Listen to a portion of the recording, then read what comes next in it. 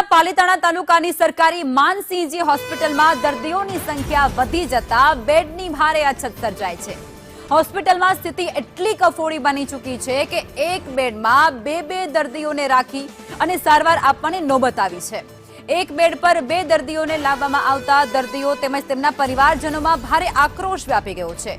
થોડા દિવસો પહેલા જ આરોગ્ય મંત્રીએ આ હોસ્પિટલની મુલાકાત લીધી હતી, જે આખી પરિસ્થિતિ હતી તેની સમીક્ષા કરી હતી અને તે છતાં આવી દયનીય પરિસ્થિતિ હાલ આ હોસ્પિટલમાં જોવા મળે છે। આ મામલે હોસ્પિટલના તબીબે દર્દીઓનો ઉપાડ વધુ હોવાને કારણે બેડ ખૂટ્યા હોવાનો ખુલાસો આપ્યો।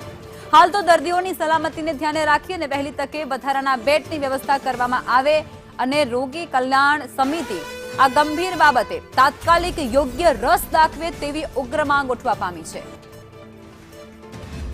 મારા 4 દિવસથી દાખલ કરેલા હતા।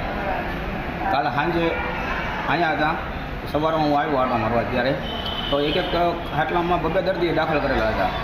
તો મેં કીધું આવી રીતના થોડું હોય તો પછી વાત કરી સિસ્ટર તો સિસ્ટર એમ કહે ભાઈ તો અમને ઇન્ફેક્શન લાગે તો દર્દીને ઇન્ફેક્શન ન લાગે ડૉક્ટર એમ કહે છે કે એ તમારે વહીવટ નથી કરવો, વહીવટ અમારે કરવાનો છે। અમારી માંગ એ છે કે સિસ્ટર એમ કહેતા હોય કે ભાઈ તો અમને એ કે ઇન્ફેક્શન લાગે તો દર્દીને કેટલું લાગે।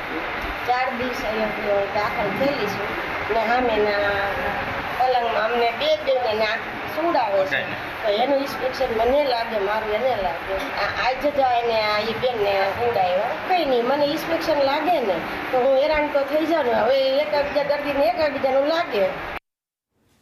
અને આજ મુદ્દે સંવાદદાતા રાકેશ અમારી સાથે જોડાઈ ચૂક્યા છે। રાકેશ, પાલીતાણાની હોસ્પિટલ છે જ્યાં બેડની અછત સર્જાય છે અને એક બેડમાં બે દર્દીઓ સારવાર લઈ રહ્યા છે, ગંભીર બેદરકારી છે આ।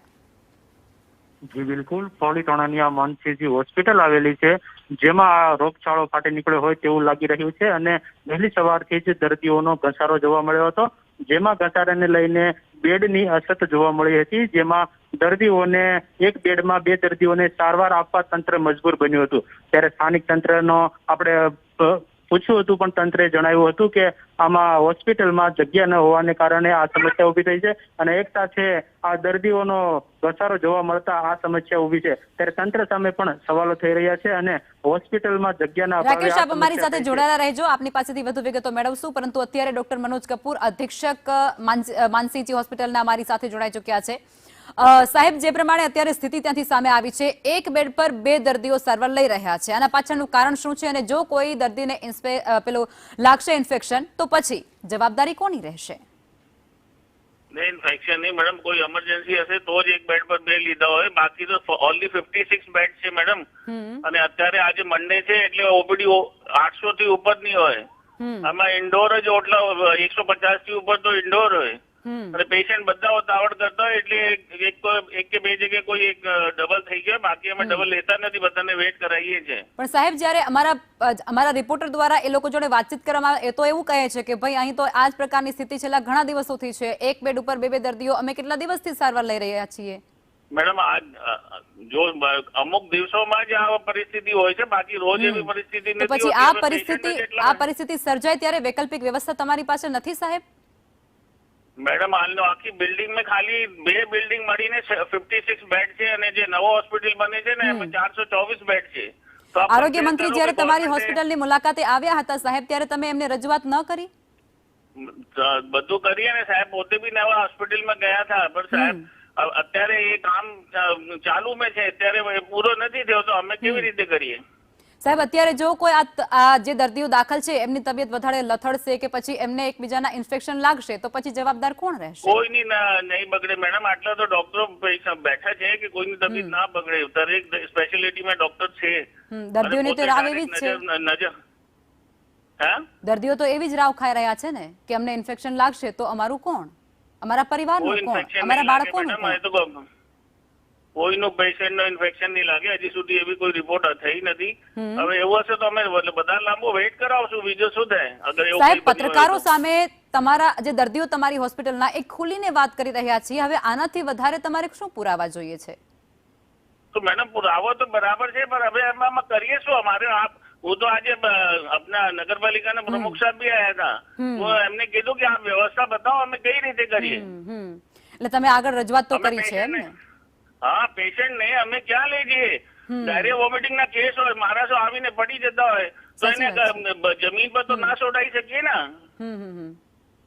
હવે અત્યારે મેડમ સીઝન બી એવો છે કે બાળકોમાં બી બહુ બીમારી છે અને ટોટલ બેડ ઘડીને બાળકોના અને એડલ્ટના ઘડીને 56 બેડ છે.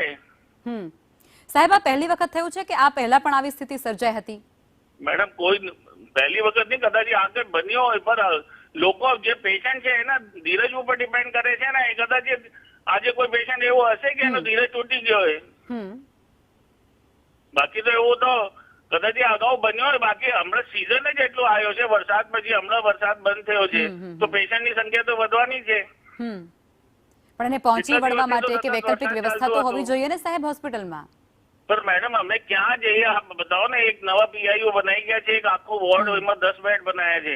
એના સિવાય વૈકલ્પિક વ્યવસ્થા ક્યાં હોય? કોઈ ધર્મશાળા અમને દઈ દે તો અમે કરી આપીએ. તો એના માટે અમે પ્રાંત અધિકારીને કહેશું. તો એના માટે તમારે રજૂઆતો કરવી જોઈએ. તો તમારી રજૂઆતો ધ્યાનમાં નથી લેવાતો એવું સાબિત થઈ રહ્યું છે ને. ધર્મશાળા તો અમે વ્યવસ્થા કરી શકીએ. ના સાહેબ, તમારી રજૂઆતો ધ્યાને નથી લેવાતું એવું લાગે છે તમને? નહીં, ધર્મશાળા માટે અમે હજી લખ્યું નથી, પણ હવે આવું હશે તો અમે ધર્મશાળા માટે પછી સ્ટાફ બી માંગશું અને ધર્મશાળા માટે જગ્યા બી માંગશું ધર્મશાળામાં કોઈ. તો હવે અત્યારે આ દર્દીઓ જે પીડાઈ રહ્યા છે, રીબાઈ રહ્યા છે, એનું શું? કોઈ નહીં પીડાય રહ્યા મેડમ. અમે પૂરી કોશિશ કરીએ છીએ કે કોઈને તકલીફ ના પડે. ઓકે, આપ અમારી સાથે જોડાયા તે બદલ આપનો આભાર. આશા એટલી રહેશે કે વૈકલ્પિક વ્યવસ્થા ખૂબ ઝડપથી કરવામાં આવે.